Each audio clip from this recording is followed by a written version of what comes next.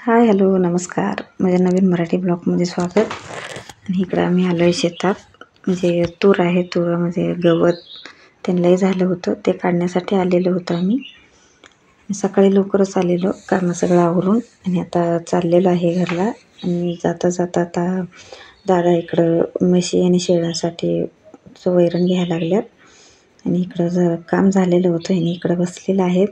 मी म्हटलं जरा ब्लॉग सुरू करूया म्हटलं. आणि इकडं बघा आमचं तूर कसं आहे बघा,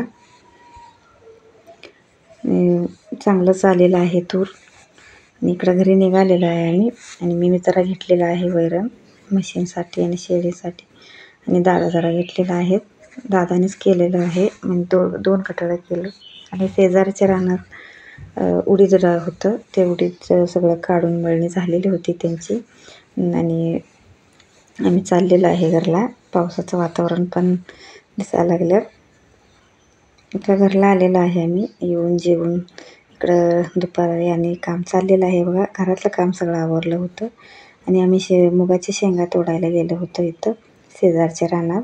तो व्हिडिओ मी शेअर केलेला आहे, माझ्या चॅनलवर टाकलेला आहे. प्लीज चॅनलला बघा.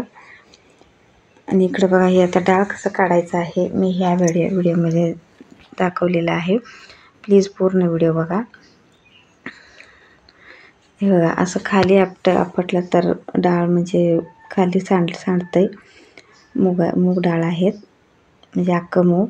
मग मी काय केलं, ह्या पोत्यात घातलेलं आहे हे सगळं. आणि अर्धा 2 वेळा केलेलं आहे. पहिला आता थोडं करून इकडं काढलेलं आहे. हे बघा, पोत्यामध्ये घातलेलं आहे. आणि एका काठीनं त्यावर आपटलेलं आहे. आणि ते शेंगा 2-3 दिवस आम्ही चांगलं वाळवलेलं. पहिलं जरा वाळलेलं होतं आणि 2 दिवस पाऊस झाला त्यामुळं मऊ झालेलं होतं, म्हणून 2-3 दिवस वाळवून. आणि इकडं बघा मी असं केलेलं आहे. आणि हे कसं वाटलं तुम्हाला प्लीज कमेंटमध्ये सांगा. आणि हे असं केल्यानं डाळ खाली पण सांडत नाही आणि आपटताना उडत पण नाही आहे डाळ. म्हणून हे मी विचार केला, असं केलं तर चांगलं होईल म्हणून हे केलेलं आहे.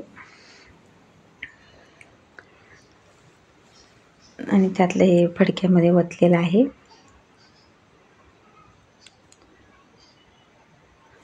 आणि बघा सालपट तेवढं हे झालेलं आहे, डाळ सगळं खाली हे झालेलं आहे, खाली बसलेलं आहे. आणि सालपट बघा वर आहेत. मी सगळं आणि ते वर काढायला पाहिजे.